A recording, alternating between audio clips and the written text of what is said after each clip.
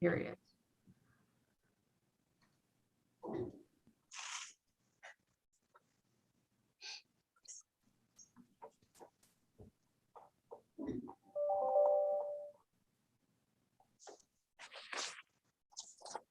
You are live, Mayor Hudson. Okay, let's call to order the, make sure I'm not muted, City Council meeting, special meeting for October 12th, 2021. Before the roll call, the city attorney has an announcement. Thank you, Mr. Mayor. Assembly Bill 361 suspends certain provisions of the Brown Act, allowing public meetings like this one to be held by teleconference in order to help prevent the spread of COVID-19. I'd ask you to recognize me after the roll call to confirm certain matters of the record. Thank you. We'll do roll call, please. Councilmember Armstrong. Here. Councilmember Burrows. Here. Councilmember Zafar. Here. Vice Mayor Perkins. Here. And Mayor Hudson. Here, recognize the city attorney. Thank you. And based on the responses to the roll call, the record should reflect that all council members and commissioners can hear the proceedings clearly. And if there are no further objections, the record will further reflect that each council member and commissioner believes, based on voice or facial recognition or otherwise, that persons representing themselves to be council members are in fact council members. And seeing no objection, I'll turn the meeting back over to the mayor. And Okay. remind you that all votes must be taken by roll call. Thank you. New business 2.1, public hearing. This is for resolution number 2021-117. It's an appeal of Planning Commission resolution number 04-21, approving the Sandbox Virtual Reality Use Permit. That's a land use permit 2021-1 for 6,000 Bollinger Canyon Road, Suite 2401, and a fee waiver request of the $2,500 appeal fee. There will be a staff report by Ryan Driscoll, but before we get started on that, I'm going to ask the city attorney if he can give us some details regarding the appeal procedure protocol. Thank you again, Mr. Mayor. The appeal procedure will be as follows. First, staff will give a report to the council regarding the project approval and the merits of the appeal, including a recommendation to the city council. Then the city council will ask questions of staff. The appellant will then have a maximum of 10 minutes total speaking or presentation time and has the option to reserve some of that time for rebuttal after the close of the public hearing. The city council may then ask the appellant questions, and then the applicant will have 10 minutes to speak and present. The city council will then ask questions of the applicant, and then we'll open the public hearing and allow members of the public to speak for up to 3 minutes apiece. The city council will then close the public hearing, and the appellant may use any reserved time for rebuttal once the public hearing has been closed. And just a reminder too, that the public hearing must be closed by roll call vote. After the appellant speaks for her rebuttal, the city council discussion and questions of staff may commence, and then the city council should then put forward a motion to uphold the appeal, deny the appeal, or partially uphold the appeal, or to continue the matter to another hearing. And then we'll have the city council vote on the motion, and that will conclude the proceedings. Now, before we get started on the appeal hearing, I would like to remind all speakers of the following guidelines for participation in this public hearing. The mayor may briefly interrupt your testimony in order to encourage compliance with these guidelines. So when you are speaking, it is important to keep these in mind. First off, no profanity or obscenity. Please refrain from personal threats or attacks. Respect all people. Refrain from hateful epithets, demeaning language based on hate of person's race, religion, sexual orientation, ethnicity, gender, or disability, and respect all people that are present or watching.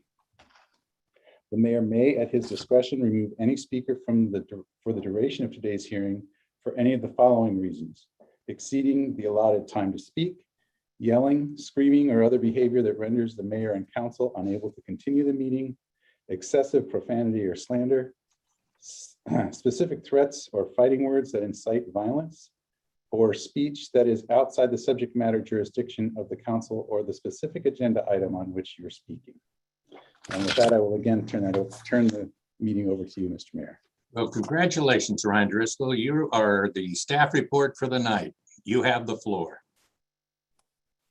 All right, thank you, Mayor. Give me just a moment while I share my screen. Hold on.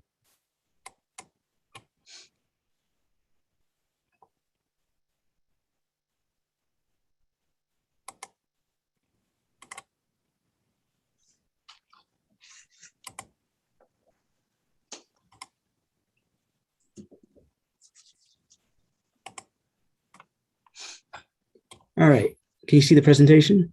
Yes. Thank you.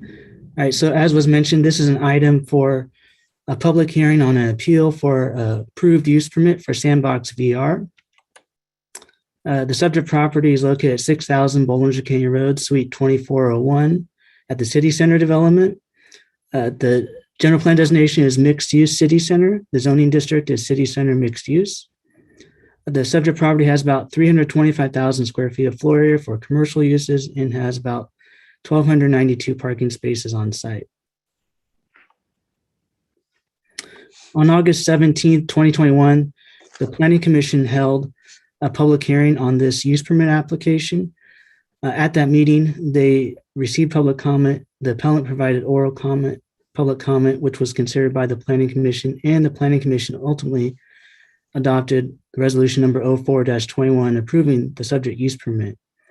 Staff's included the entire agenda packet and the Planning Commission resolution to the staff report for this item tonight. The approved use permit by the Planning Commission established authorization to allow a commercial recreation facility indoor land use for Sandbox VR within a 6,038 square foot tenant space. The operation would be for a virtual reality gaming experience for up to 24 players at one time within 4 experienced players. It'd be a guided experience, which is supervised with up to 12 employees on site. And typically the average player spends about 1 hour on site for the virtual reality gaming. The hours of operation will be Monday through Saturday, 10 a.m. to 9 p.m. and Sundays from 11 a.m. to 9 p.m. So an appeal request was submitted on August 27, 2021, within the 10-day appeal period. The appeal states that the approval did not consider pertinent facts and was an abuse of discretion. And the appeal requests a fee waiver of the established $2,500 appeal fee. The zoning ordinance requires review of this appeal as a de novo hearing, so the council may consider new materials or testimony in addition to the same application plans and related project materials that were under consideration by the Planning Commission from the original decision. So the appeal request includes a number of concerns. On the next 5 slides, I'll go over those concerns in staff's responses. The first concern here is there's a public health concerns related to the spread of COVID-19 at the facility. The Sandbox VR business, as with all businesses in the city, are under the jurisdiction of Contra Costa County Health Services for all health-related matters, including health officer orders addressing COVID-19. It's the California Health and Safety Code that grants broad legal authority for the county health officer, not the city of San Ramon, to protect public health during these emergencies. And so the proposed Sandbox VR operation, similar to a restaurant in the city, is required to comply with all the Contra Costa County Health Services health orders and health standards. So any concerns or potential violations related to these requirements would be reviewed and enforced by Contra Costa County Health Services, not the city of San Ramon. Sandbox VR has also provided additional operational information regarding their COVID-19 health safety practices. The second concern in the appeal relates to children ages 12 and up playing virtual reality games with no time limitations.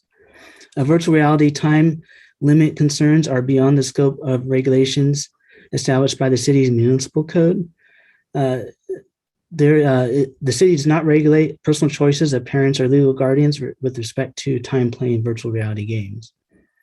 Sandbox has also provided some additional information with regards to their proposed practices requiring a waiver of a parent or legal guardian on the day of and in person for children ages 12 to 17, and children would be required to be chaperoned by a parent or legal guardian. Third concerns in the appeal are related to customer digital privacy. Digital privacy concerns are also beyond the scope of regulations established by the city's municipal code. The city does not regulate private business operations related to customer digital privacy. Sandbox VR has also provided some additional information that clarifies their operation proposed operation for San Ramon and their other locations, and actions they're taking to comply with the California Consumer Privacy Act. Fourth, the appeal has concerns with Sandbox VR's representative not listed on the as the applicant on the application form. So the city's use permit application form requires property owner authorization and also requires an applicant other than the property owner. There is no requirement that a business representative submit their information. Businesses may authorize an agent to submit and process a use permit application on their behalf. And in fact, that's what Sandbox VR has done. They've authorized an architectural firm, Finn Daniels Architects, to submit the subject use permit for them. Lastly, there's concerns in the appeal related to potential for additional crime activity at the subject property with this use. So prior to the Planning Commission's review and decision, the police department confirmed that the General Plan 2035 performance standards related to emergency response times can continue to be met with the proposed use at the subject site. And the police department did not provide any special conditions of approval from regarding the operation of this use at this site.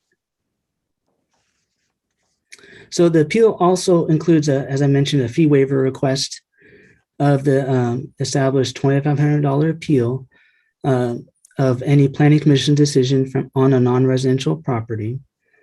The city's municipal code allows a person aggrieved by administrative action taken by an employee under the Muni Code to appeal to the city manager and to the city council. Since the appeal request was submitted, the city manager took administrative action, determining the city manager does not have the authority under the current city fee schedule to waive the established $2,500 appeal fee. So it's the city manager's administrative action that's being appealed to the council tonight.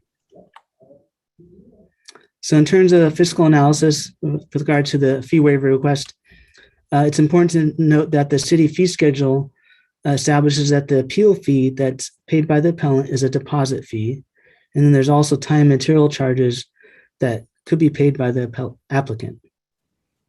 The city fee schedule also establishes that deposit amounts are set at an assumed average cost of time and materials to provide the service.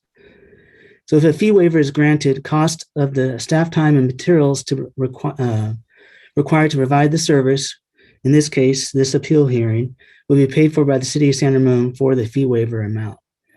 The entirety of the $2,500 appeal fee has been used to process the review the appeal request tonight. So staff's recommendation is to receive the staff report, receive testimony from the applicant and appellant, open the public hearing, receive public testimony, close the public hearing, discuss and deliberate, and adopt the draft resolution to deny the fee waiver request and uphold the Planning Commission resolution number 04-21, approving the proposed use permit to allow the operation of Sandbox VR and deny the appeal. So I'll turn back over to the mayor. Okay, thank you, Ryan. At this time, and before we open the floor to the appellant, I will ask the council if they have any questions of staff and the vice mayor. If you have any questions of staff, I don't see anyone from the panelists with their hand raised. So let's hear from the appellant. I believe that's call and use 1. Can we bring her in?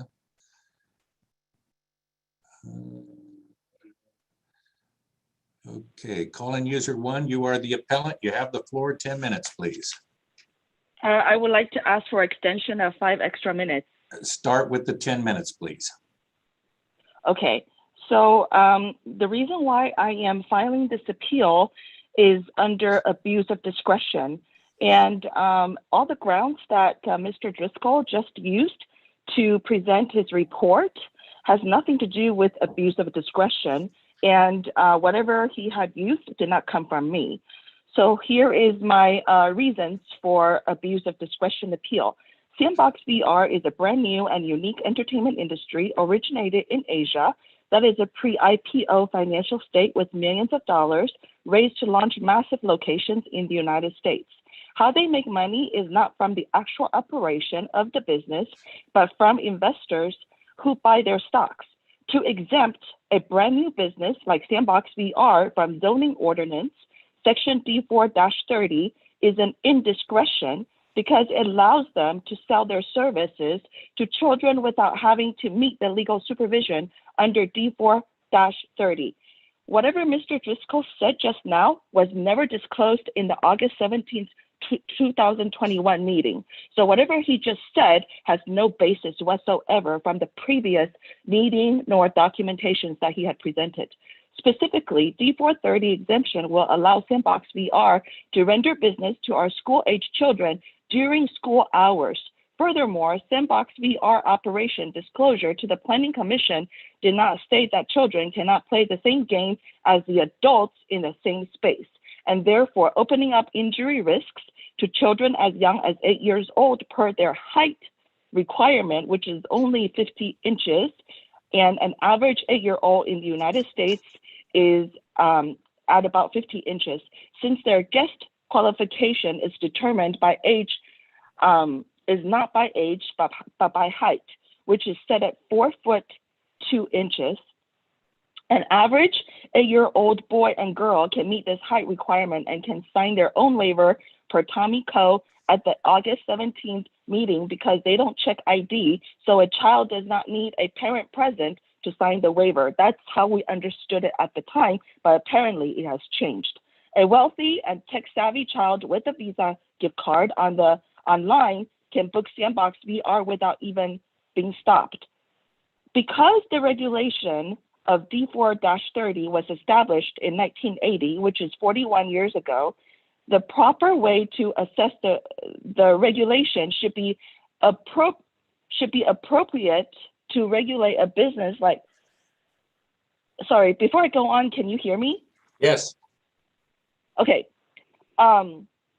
Because D4-30 was established back in 1980, which was 41 years ago, it is no longer appropriate to regulate such, it should be not appropriate at all to regulate a brand new business like the virtual reality business that Sandbox VR is proposing to operate in our city. Therefore, I feel that the proper way should be the city should have initiated in the policy committee, then forward to the city council for proper discussion, deliberation, and vote into a city ordinance instead of trying to exempt a business from being regulated under an old law and thus exposing our children to unnecessary behavior deviation during school hours as well as possible physical injury for engaging in physical inappropriate activities. Reason number 2, Sandbox VR games have been used by online gamblers for money. I found a tweet posted under the Sandbox VR CEO Steven Zhao's tweet chain. They were asking for a pot of $20 to bet on who will win a game. There was also a tweet about alcohol usage related to Sandbox VR, also under Steve Zhao's tweet. By the way, the founder is a resident in Hong Kong, and Sandbox VR did not apply to our city for the land use permit. It was filed by an investor company called Aeonian Capital LLC, which is located in the same state as Joe Biden's home state, Delaware. This business, which can involve gambling and alcohol usage when children as young as 8 years old can get in without question, is another indiscretion reflected on the easy passage of this permit, where only one commissioner really asked any questions pertaining to children's well-being. Reason number 3, the operating characteristics of the proposed Sandbox VR is incompatible with existing businesses, which are toddler and young children play centers. A business that can involve gambling and adult gamers should not be placed next to family and young children-oriented businesses. This is a flagrant indiscretion. Reason number 4, Sandbox VR applicant Tommy Co told the commissioners in the August 17th, 2021 meeting that users of the haptic goggles, which means the equipment can simulate forces, impact onto the gamers who have to strap them on for the experience, can get seasick, yet no SR planning commissioners felt such phenomenon can become public health issue, which was appalling because the fiduciary duty of the planning commissioner is to guard any business or commercial residential developments that could possibly pose as public health, safety, or welfare threat to their persons residing or working in the city of San Ramon. When any gamer who visits Sandbox is subject to wearing and being hooked up to haptic vest, goggles, headphones, wrist sensors, leg sensors, and censored weapons, extra questions should have taken place during the last meeting, but the total questioning from the commissioners combined were no more than 5 minutes. It is especially concerning when there have been reports of children fainting, vomiting, and have epileptic episodes after using VR goggles in Asia, because there is a lag in the transmission of the VR image to our brain from the transmission of motion that is contrary to how our natural physical receptions of the image and motion sensory, that this kind of experience is inappropriate to developing children, as well as adults who may be on certain medications or who are mentally at risk. However, no commissioners at the August 17th meeting asked about this, and we don't know what is in the Sandbox VR waiver because no one ever asked about it either. If this is not abuse of discretion, I'm not sure what is. Reason number 5, our bodies are born to remember motor experiences. The fact children as young as 8 can slash, shoot, stab, hit the virtual object in any 5 games Sandbox VR proposes should concern the council how that affect our children's behavior in school and in our city. No one really knows at this juncture whether their body can distinguish what is reality from what was virtual reality, as their developing minds may or may not even be able to do. The haptic equipment that send vibration and motion to their chest, wrists, legs are as real tomorrow as they feel today. The fear installed at Sandbox VR yesterday can be just as frightening tomorrow in school, as those motor and sensory memories don't leave our motor memory just because the kids left the equipment behind at Sandbox VR. The 2-story tall zombies gushing blood in front of an 8-year-old can be mentally debilitating experience. The punch that the 8-year-old feels from the zombie may stay with the child for eternity. How does that fear translate to the 8-year-old's behavior and well-being the next day in school or in society is unknown. This is my recommended action for the council. It is evident from the Zoom video of the August 17th, 21 Planning Commissioner meeting posted on the city's YouTube channel that the 5 commissioners did not ask proper questions per the fiduciary duty to protect the public health and safety of our city, as well as they did not do independent research enough to really understand what the Sandbox VR business is really about. I can tell because nobody asked anything about the equipment that the experiencers are required to wear. I know the lot has been advertising about Sandbox VR since April of 2021, and their location is already printed on the lot's directory. Co et al. Have also gone ahead with the building permit pulled in peril despite my appeal.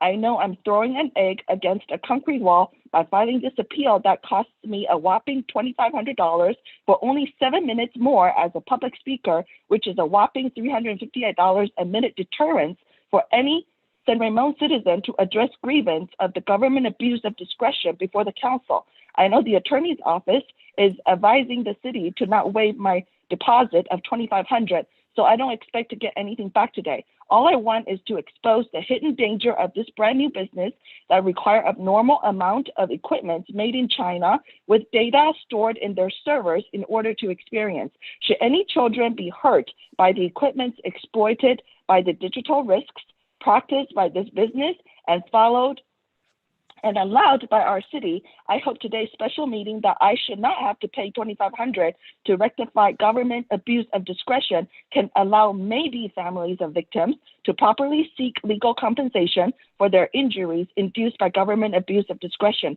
I wonder how those haptic vest punches might do to organs inside a small frame. If this council cares about the general public, aka nobodies, please start the regulation for a brand new entertainment business like Sandbox VR via the policy committee. Require this business to operate by guest age, not height, and please give me back every penny of $2,500 I desperately need. Thank you. Thank you. Okay, any questions of the appellant? Seeing none from the council. The next thing we would ask is that the applicant, which is Sandbox Virtual Reality, do a 10-minute presentation or up to 10-minute presentation. Who will be speaking for the applicant? We don't have anybody? You have it, Christina. Yeah, I'm promoting them. So we have we have 4 individuals I'll be promoting. Okay, I do have one, if you can, because afterwards there'll probably be some questions. Staff D40-30. I don't know if I have a copy of that. I mean, it has been 25 years since I was on the planning commission. If anybody wants to email that one of what it is that she mentioned, or user 1 mentioned. Okay, the applicant is Jerry Ingen. Is that correct? No, we're the property owner, the applicant. That's what I thought. Where is the applicant on this? They're signing. They're being promoted right now. Okay, Dealing will be commenting, I believe. okay. And briefly, Mayor, through the mayor, the page, packet page 50 of your, the council packet tonight does discuss D40-30. Thank you. Yeah. I've got enough trees in front of me. I didn't need to let you research it for me. Okay, who is going to be speaking right now? Who am I giving the floor to? Tommy? So actually, I'll be speaking. And how do I pronounce your name? It's Ilong.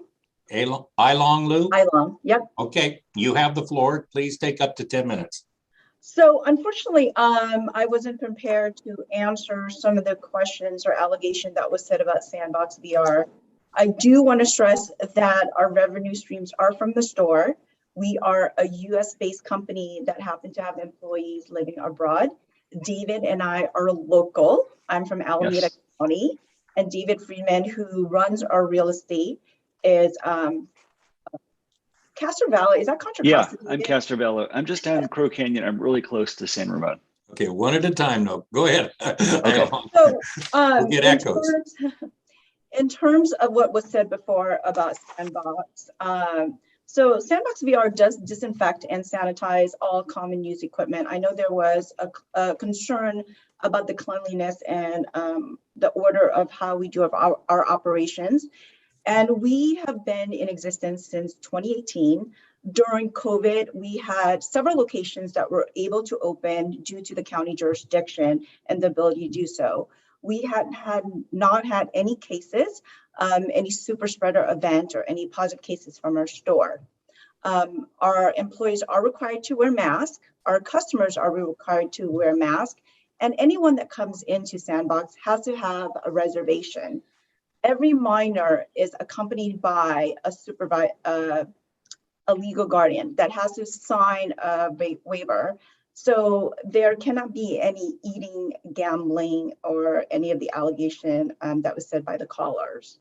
So again, minors are all chaperoned. The majority of our consumer base is roughly at the age of in their late 20s or early 40s. A lot of moms do come with teenage kids, but they are present the whole time. There has been no proven data to show that our product offering is addictive. It's just highly entertaining. The majority of our guests comes to visit once. Our repeatability is probably every 6 months. And again, because of the short amount of time that we've been in business, it's still about 6 months. I think there was an allegation that Sandbox VR in San Ramon is going to be a franchise. These locations are corporate owned. And breaking down all the steps is that we do everything that we do to make sure that we're in compliance. I'm sorry, this presentation isn't really about Sandbox. It was more about to discuss some of the comments that we were told and concerned of why we wanted to be part of the San Ramon community. But if you want, David Freeman actually has his deck on about who Sandbox is. So Dave, should we do a little bit presentation on Sandbox? Sure, I'm You happy. got something, David? Take the floor. You got it. Yeah, do you want me to share my screen?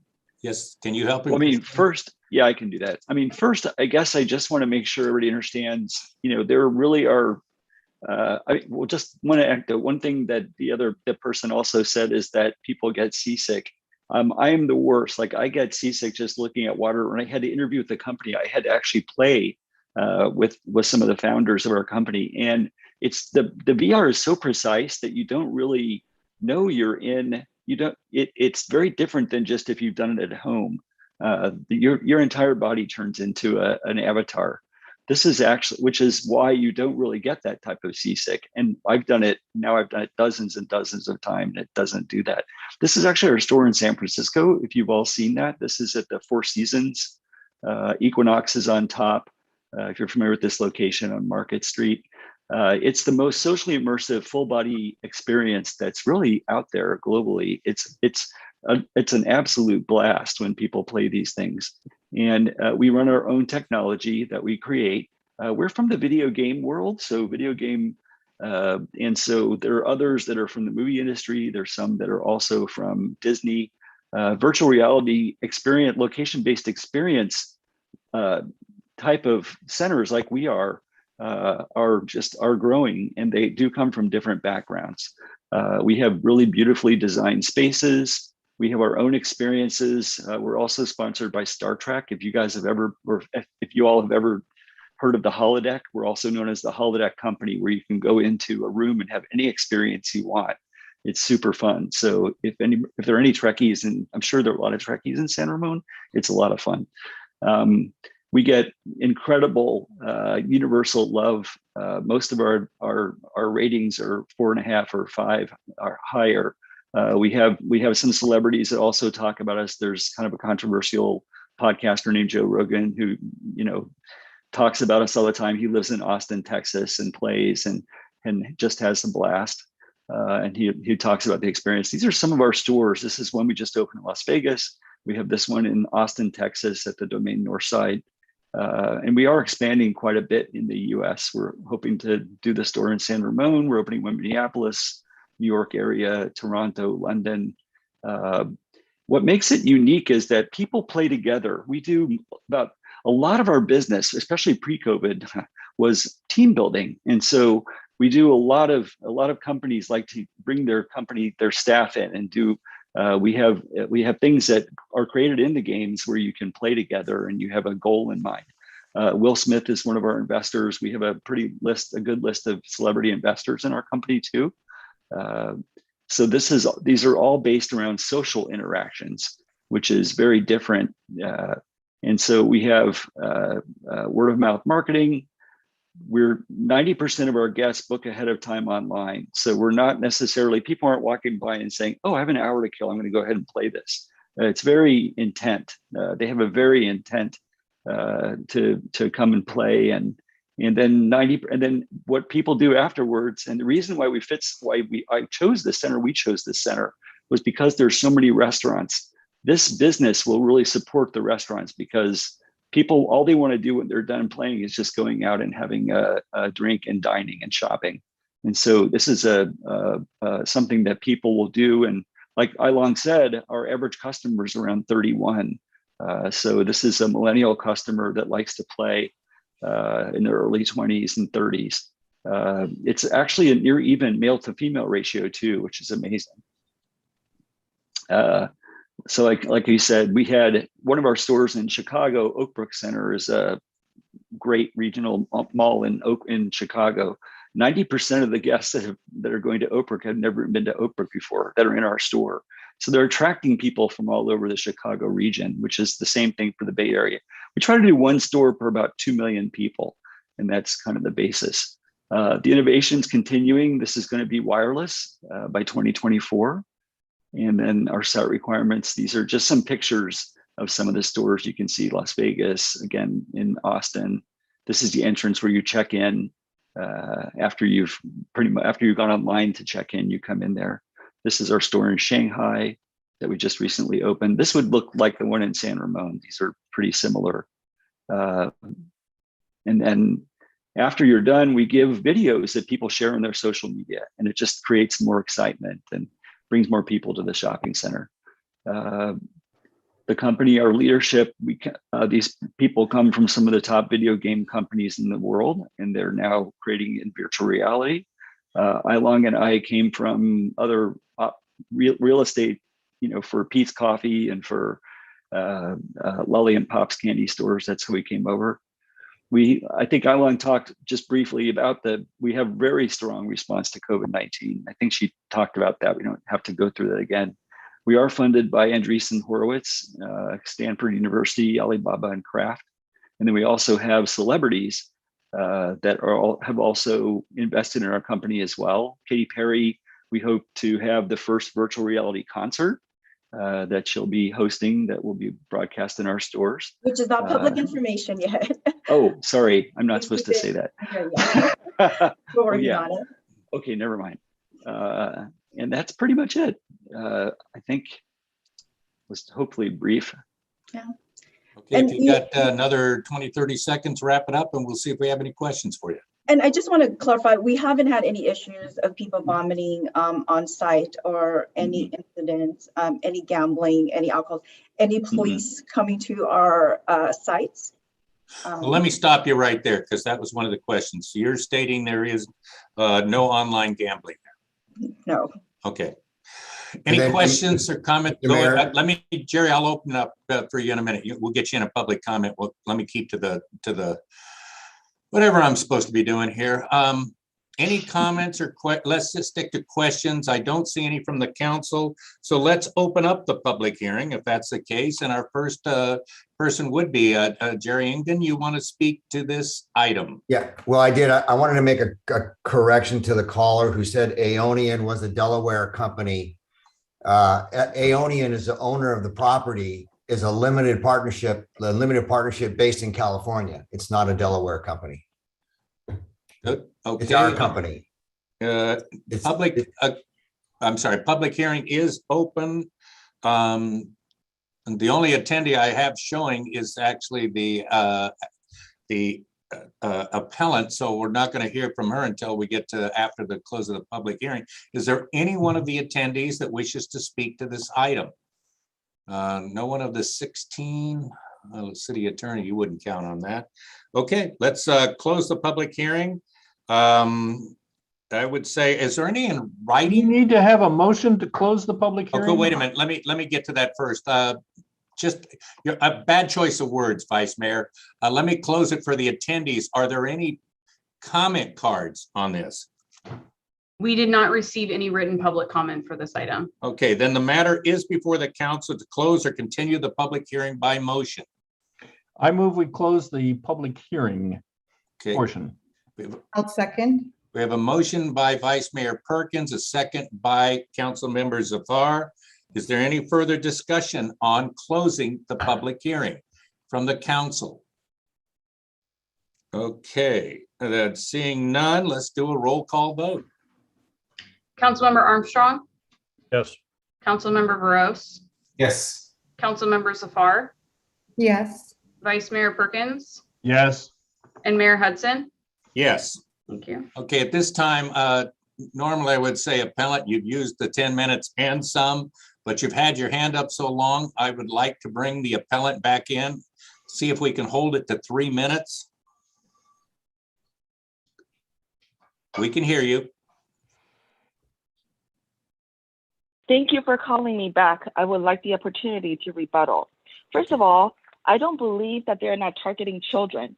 If they're not targeting children, the location will not have initially at the August 17th meeting being pitched as consistent with the location that is next to toddler centers. That's the first reason. Second reason, they deliberately and intentionally not put an age limit on their customers to get away, to get an exemption for that particular regulation that was established in 1980. This is all very deliberate. They have very powerful and intelligent lawyers guiding them how to maneuver the ordinance. My entire appeal is not about them. My entire appeal is about the fact that San Ramon commissioners have failed the residents in this city by not properly choosing the right regulation to regulate this business, to have exempted them from being regulated as an arcade was completely a mistake.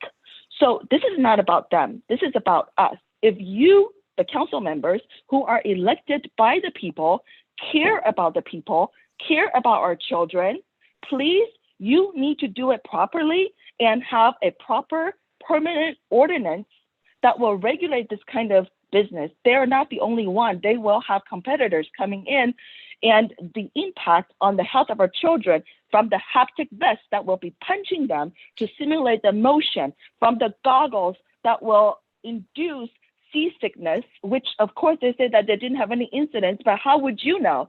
We don't really know because these are not properly regulated. So the reporting is not properly documented.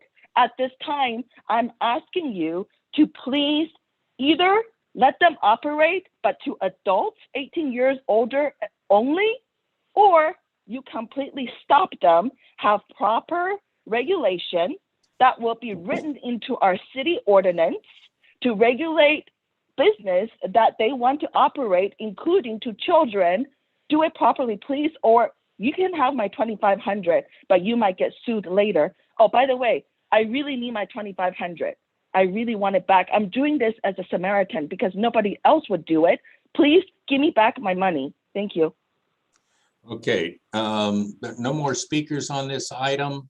The appellant has spoken and had extra time for rebuttal. The matter is before the council for comments or further questions. I don't see anybody jumping out there, so let me. The comment before Sabina has it about not enough questions. I can tell you I sat on planning commission. I think I've been on this council long enough. You don't necessarily ask questions at the meeting that night. You do a lot of due diligence before. Jim Livingstone was a classic. I think he visited every single site and talked to everybody before he even came to the meeting. And he was very well versed on what he would be voting on. So it isn't simply because you don't get the questions that night doesn't mean they weren't asked. Councilmember Zafar. Yeah, so I guess I'm trying to understand how is this different than, for example, a Disney ride? If any of us have taken the Simpsons ride, which is with goggles and everything. And I'm comparing the two because I have actually been in a virtual reality Jurassic Park. And to me, the experience was very similar to that. So is it not similar to the same experience, to the same height limits? Kind of sounds to me like, when you're going in, the height limits are because that's, what the equipment fits you and all of that. And you sit somewhere with that equipment and basically experience the room, which pretty much all of Disney's parks have been doing for years. So am I understanding that incorrectly, or there's something unique about this?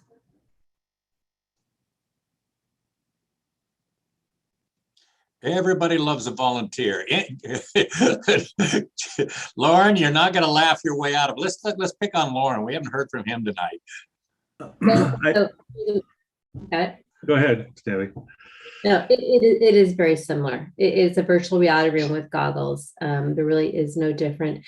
You can almost equate it to laser tag, if you remember those rooms where I took all of our kids when they were little. So it's very similar to that experience.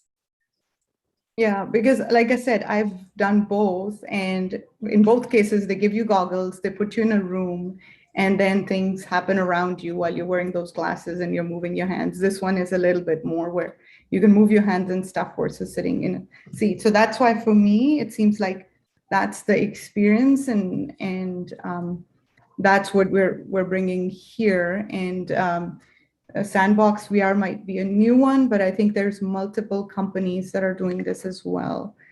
So almost the future of how we're doing gaming and stuff.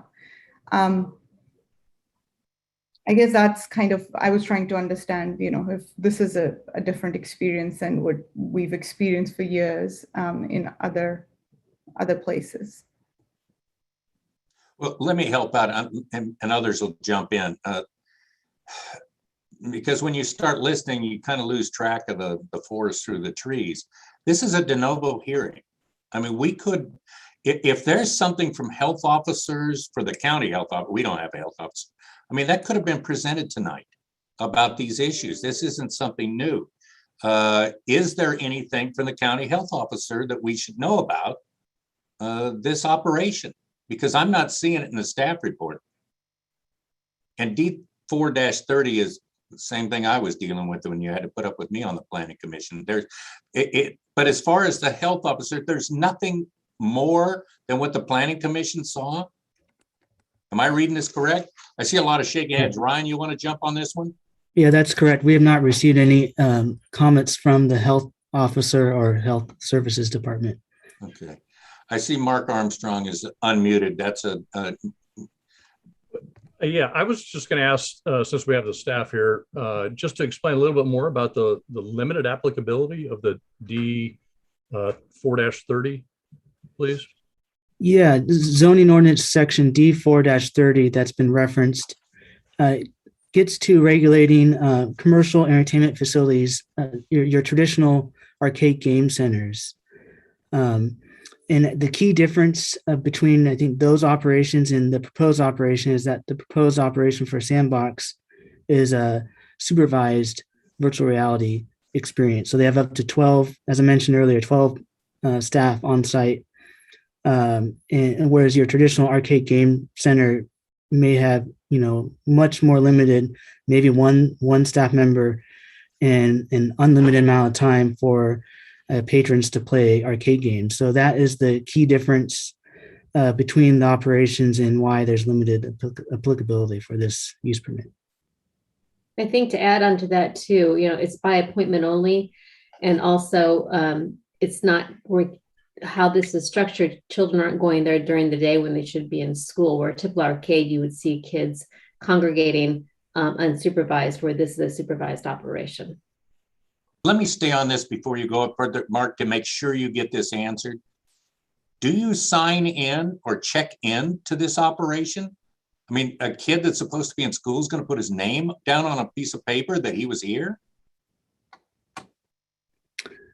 So just to clarify, Mr. Mayor, that was actually going to be my follow-on. Really. Oh, okay, I'm sorry. I was going to direct that more towards the applicant if we can get them back. But it was, what is the check-in procedure? I mean, what is this waiver that's being formed, and what is the check-in procedure? I'd like to hear a little bit more about that. Okay, wait a minute. Time out, because when you get into appeals, it's a little bit different. City attorney, am I reopening the public hearing if I bring the applicant back in? You may ask questions of the applicant or appellant. Okay, just to be clear on everything, because I don't want to hear about it later. So Councilmember Armstrong has a question for Ilong or David. I'll start there. If you're still here, can you answer how do they check in? And anyway, Ilong, did you hear it? You probably understood it better than me. Yes, I did. I'm just making sure my video's on. So very similar to Pump It Up, if there's parents on this panel, you go in with your child who meets the height requirement, by the way, and a parent has to check them in and sign a waiver on their behalf. Okay. Keep going. You still have the floor, Mark. Well, that answered the question on the check-in and the parent being there. So the parent has to remain on site Correct. Through the duration. Correct. We actually have seating areas for the parents to actually watch inside the room so they can watch their child. And that's where we get a lot of the raw footage, because the parents are the one recording and then posting it for us. Okay. Thank you. I'm sorry, that was an email that I got. I have to ask because two questions, because this was hit so heavily. And I don't want to answer. I know we have a planning commissioner on there. Were any planning commissioners, probably of staff and anyone else, did they ask any questions of you outside of this meeting? I probably should be asking Jerry too, but I mean, to me, I always look, anyway, were you asked any questions about this new kind of operation? Outside of what was given to Well, me? sometimes, like, for example, a developer will call us and say, I want to talk to you in case there's any confusion, or maybe there's some questions you might have. And it is relatively new, or I mean, to me, I wouldn't, because it's a business, but I mean, there are commissioners sometimes that will go that extra mile and ask the question. If anybody had contact, or if you had contact with any of the commissioners to explain what the operation was. No. Okay. I'll leave it at that. Anything more from Vice Mayor Perkins? All my questions have been answered, and I wanted to make a motion to adopt resolution number 2021-117. Okay. I second it. I have a motion for resolution resolution number 2021-117 from Vice Mayor Perkins, a second from Councilmember Burrows. We have a motion and a second. It's up for discussion. The first thing I'm going to ask, are you adding in that motion a waiver of the $2,500? No. Okay. Mr. Mayor, that is part. It is part of the resolution. If you read the entire text of the resolution, okay, that the denial of waiving the fee is part of the resolution. Let me see if I can find that. Even better. That's why we have the city attorney here. Is that correct? Okay, if you look on packet page 15, therefore be it resolved, blah, blah. Regarding the appeal, the recitals are true and correct. The city council reaffirms the administrative action taken by the city manager. And let's see, because the city fee schedule states the established appeal fee deposit paid by the appellant is set at the assumed average cost of time and materials to provide services to process an appeal. The city council does not support the use of city funds for costs associated with staff time and materials required to review the subject appeal. So that is section 1 in the recitals. I'm fine, just as long as everybody understands what we're doing. Okay. I see an unmute from Councilmember Armstrong. Or is he still unmuted from the last time? No, I'll just give a couple thoughts where I'm thinking about this. This is a de novo hearing, so yes. I went back. I looked at the Planning Commission meeting from the 17th of August. I looked at the statements from the applicant that were provided since then, and as well as tonight's meeting and the new information. I do believe that the city has determined that this is consistent with the general plan and the specific plan. I think it's an appropriate use of the space. I think the hours seem consistent with the rest of the activities in the city center. They talked about the police department being able to respond. I think those are all appropriate investigations into this issue. I think the applicant provided some clarification in terms of the protection and the health and safety of the players, not just in accordance with the Contra Costa County health guidelines, but also with respect to the role of parents and guardians in this process. I think the Planning Commission, I don't think they made any errors. I think they sufficiently evaluated the facts. I don't think there was an abuse of discretion. And with respect to the waiver of the fee, I mean, we have an approved fee schedule. There's no precedence for waiving the fee. And I don't think we should establish a precedence with this particular appeal. So I intend to support the adoption of the resolution to allow the operation of Sandbox VR and deny the appeal and deny the waiver of the fee. I think you pretty much have covered it. Personally, going over at the site, I think it's an ideal site for it. I've spent a lot of time over. That's a big part of where San Ramon's going. You can't leave it empty, and I think it's an ideal site being upstairs too. I like what they're doing downstairs.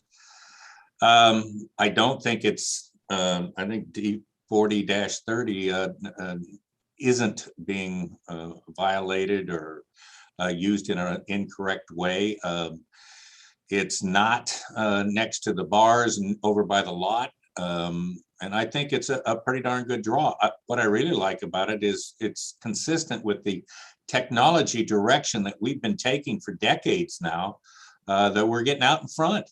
And this is not going to be the end all, be all. There's going to be a 2.0, 3.0, whatever coming down the pike. And I'm glad that we're going to be here to get some of those advantages. I just would like to see the autonomous vehicle too, Jerry, if you're still on there. But outside of that, if nobody else has any further comments, Sridhar.